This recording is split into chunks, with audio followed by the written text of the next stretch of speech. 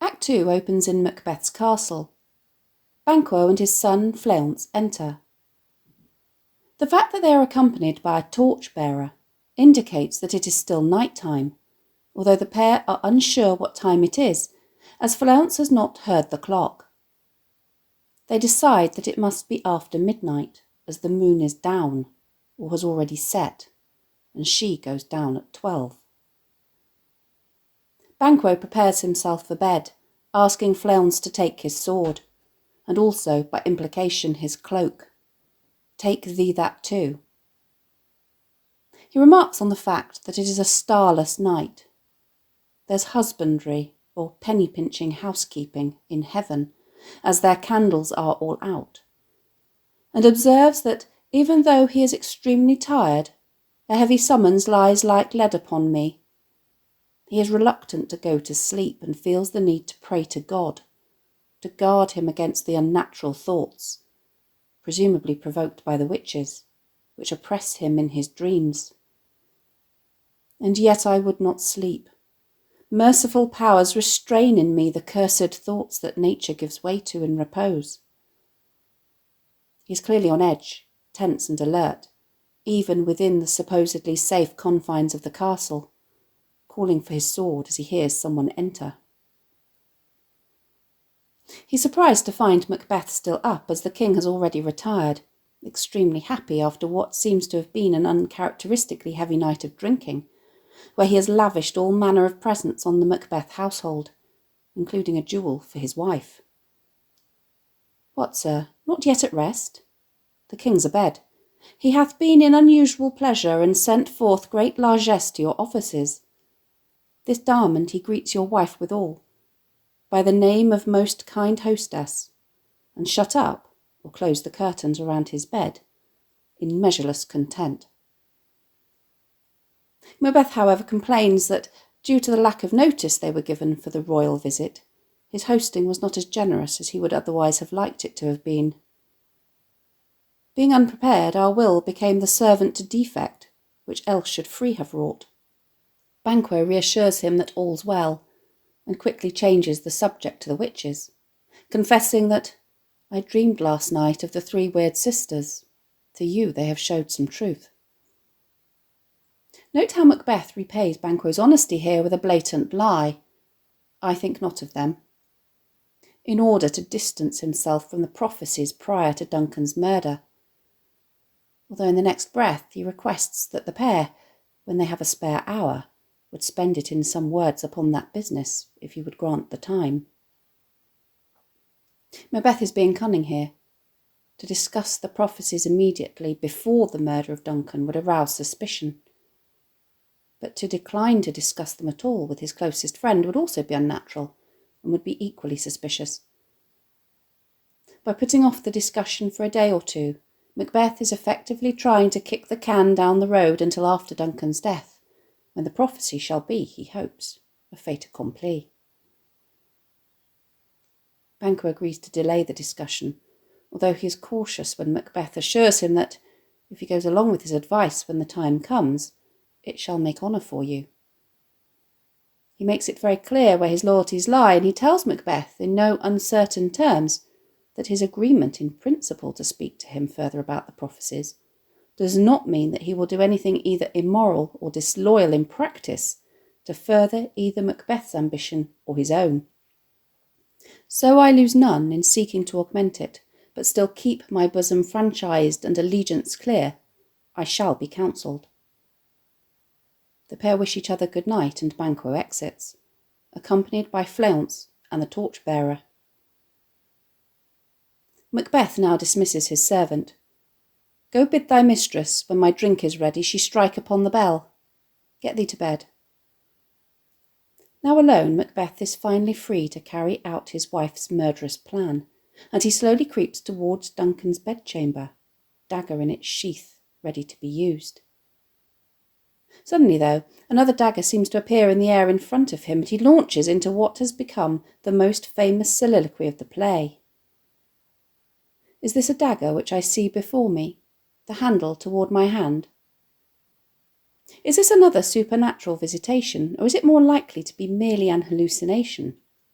a manifestation of the guilt he is feeling in anticipation of committing the act, caused by his overwrought psychological state. Shakespeare leaves this deliberately ambiguous, but whichever it is, it highlights Macbeth's mental torture, which sees him seesawing between moments of psychological disturbance where he believes the evidence of his eyes, and moments of lucidity where he rejects this and rationally comes to the conclusion that his psychological state is playing tricks on him. He tries to grab hold of the dagger but fails, even though it is still there in front of him. "Come, let me clutch thee. I have thee not, and yet I see thee still." Note how he addresses the dagger directly, vacillating between believing what his eyes are telling him, questioning if it may be felt as well as seen. "Art thou not, fatal vision, sensible to feeling as to sight?" and discounting it as illogical and more likely to be a dagger of the mind, a false creation proceeding from the heat-oppressed brain. He is puzzled, though, as the knife looks just as real and able to be touched as the one he removes from its sheath. "I see thee yet, in form as palpable as this which now I draw." If supernatural, we would expect it to be enticing him to commit the murder. But if we look closely at Macbeth's language, we can see that it is not, in fact, leading him towards Duncan at all. "Thou marshallest me the way that I was going, and such an instrument I was to use." Although the verb marshal does mean to direct the movement of something or someone, the fact that Macbeth says "the way that I was going" suggests that it's not leading the way, but it's only showing him what he has decided to do anyway. And it also resembles the dagger that he already has in his hand, that he was intending to use. He's no further forward, unable to make up his mind whether his eyes are made the fools of the other senses, or else worth all the rest. The image of the dagger persists, but its blade and handle are now bloodied. "I see thee still, and on thy blade and dudgeon gouts of blood, which was not so before." The fact that the dagger has blood all over it is suggestive of it being an hallucination caused by guilt. Again, if supernatural, the fact that it appears as a gruesome sight, covered with blood before the actual committing of the crime, does not downplay its consequences and could hardly be expected to entice Macbeth to go ahead. Also, the fact that blood is a motif in the play, symbolic of guilt, suggests that this apparition is more likely to be a symptom of his sense of this than anything conjured by the witches. He abruptly and definitively dismisses the vision, concluding that it is no more than the thought of the murder that is making him see it. There's no such thing. It is the bloody business which informs thus to mine eyes. He turns his attention to the fact that night, currently affecting one half-world or one hemisphere, is the time of nightmares and witches' rituals and murder stalking the earth. When nature seems dead and wicked dreams abuse the curtained sleep. When witchcraft celebrates pale Hecate's offerings. And when a personified withered murder, called to action by the wolf, whose howls his watch, or whose howls tell him it's time to kill, with stealthy pace towards his design or towards his target, moves like a ghost. Macbeth now directly addresses the earth, urging it to hear not my steps which way they walk, for fear thy very stones prate or tell tales of my whereabout. The time for dithering and talking is over. Whiles I threat, he lives. Words to the heat of deeds too cold breath gives. In other words, the cold breath of talking only cools down the heat or eager desire to perform the deed. The bell, which Macbeth ordered the servant bid Lady Macbeth sound, rings out, summoning him to commit the murder, and he exits, hoping that Duncan does not hear it, for it is a knell, or funeral bell, that summons thee to heaven or to hell.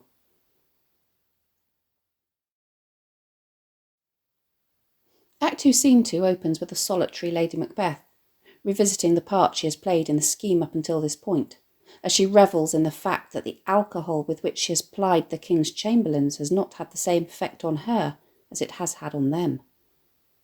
That which hath made them drunk hath made me bold. What hath quenched them hath given me fire. The shriek of an owl interrupts this soliloquy. In a similar way to the raven, the owl was seen as a bird of ill omen, and she likens it to the fatal bellman, or night watchman, who would ring his bell outside the cells of prisoners who had been condemned to death. Note how she takes this as a good omen, however, that he, or Macbeth, is about it, or in the process of murdering the king, while the surfeited grooms or drunken servants do mock their charge, the king, with snores, rather than being awake and alert to protect him. Not only has she plied them with drink, but she has also drugged their possets, which were hot, spiced, milky drinks, so that death and nature do contend about them, whether they live or die. The murder has taken place off stage, and Macbeth re-enters with 2 bloody daggers, the deed done. Lady Macbeth, clearly unable to see her husband, confuses his call of "Who's there? What ho?" with the outcry of a botched and failed attempt. "Alack, I am afraid they have awaked, and 'tis not done. The attempt and not the deed confounds or ruins us." What could possibly have gone wrong, she fumes. I laid their daggers ready, he could not miss 'em. Had he not looked like her father while he slept, she would have done it herself, she claims. Macbeth tells her that he has done the deed and asks her if she has heard a noise. Observe how Shakespeare momentarily suspends his character speaking in blank verse, with some lines as short as 1 syllable, to create a choppy rhythm, enhancing the idea that the pair are disorientated and out of sync with one another. I heard the owl scream and the crickets cry. Did not you speak? When? Now? As I descended? Aye. The remainder of this scene is all about guilt and remorse, be it expressing it, dismissing it, or disguising it. In the immediate aftermath of Duncan's killing, Macbeth is racked with guilt to the extent that he goes completely to pieces. The brave Macbeth of Act 1, who unseamed the traitorous MacDonald from the nave to the chaps, and cut off his head to fix on the battlements without turning a hair, has vanished, as the act of murdering an innocent sleeping king has shaken him to the core. He is seized by the inability to act, as bringing the bloody daggers out of the chamber with him in his equally bloody hands. Instead of leaving them at the scene of the crime, he declares, "This is a sorry sight." Lady Macbeth chastises him. A foolish thought to say a sorry sight. But he ignores her, replaying the scene in his head. He is stricken by the fact that he was unable to pronounce Amen in response to the drunken guards' God bless us, when they momentarily awoke as he hovered over them with his hangman's hands covered in blood. Lady Macbeth tells him to consider it not so deeply, but Macbeth is distraught, professing that I had most need of blessing and Amen stuck in my throat. This inability to utter a word inextricably linked with prayer immediately after having committed an act of regicide is symptomatic of the act being considered an affront to heaven, not only in the eyes of King James I, for whom this play was to be performed, but also of the audience. Macbeth starts hearing things. "Methought I heard a voice cry sleep no more. Macbeth doth murder sleep. The innocent sleep, sleep that knits up the ravelled sleeve of care, or the sleep of the innocent that is able to restore the sleeper's peace of mind after all of the worries of the day." This is prescient, as there are extensive references to insomnia throughout the rest of the play, and neither of the Macbeths are able to sleep properly from the murder of Duncan up to their deaths. In contrast to her stupefied husband, the practical Lady Macbeth bustles about, tying up loose ends and attempting to shake him out of his apathy, apparently impervious to any feelings of guilt, as she orders him to wash the evidence of his guilt from his hands. "Why, worthy Thane, you do unbend your noble strength to think so brain-sickly of things. Go get some water and wash this filthy witness from your hand." He refuses to return to the chamber with the knives, though, not wishing to come face to face with his guilt. "I'll go no more. I am afraid to think what I have done. Look on it again? I dare not." She scolds him, infirm of purpose.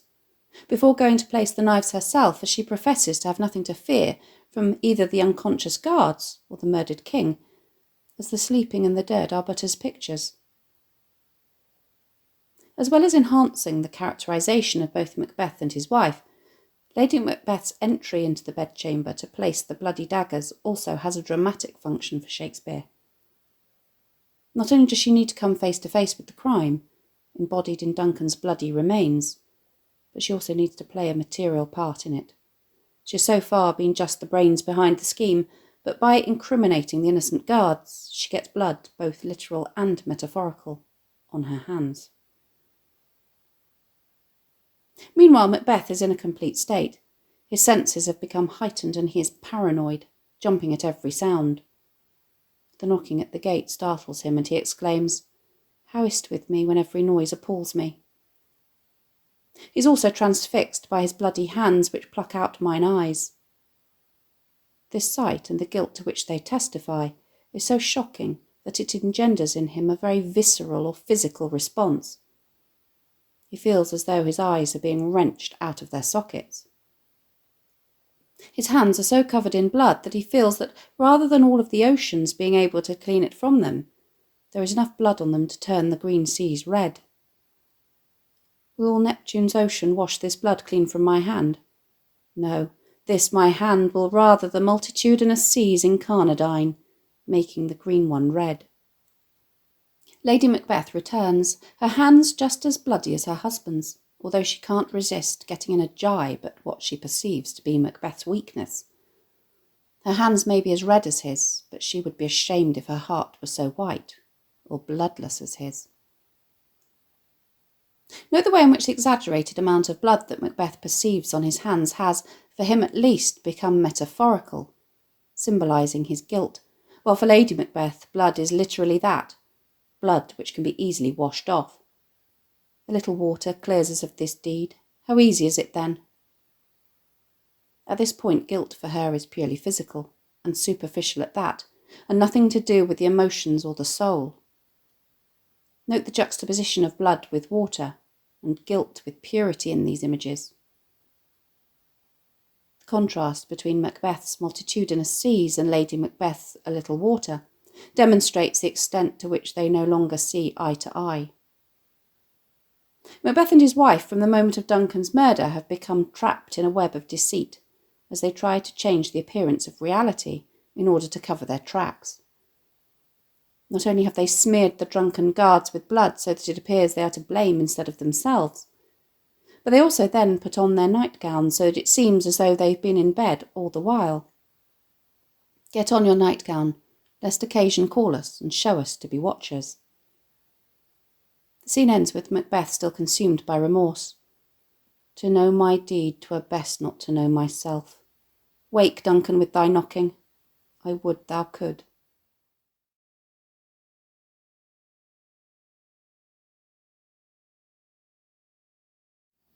Thanks for watching. If you have any questions, please let me know in the comments section below and I'll do my best to answer them. Don't forget to subscribe to my channel for more videos on English language topics and exam techniques and English literature texts.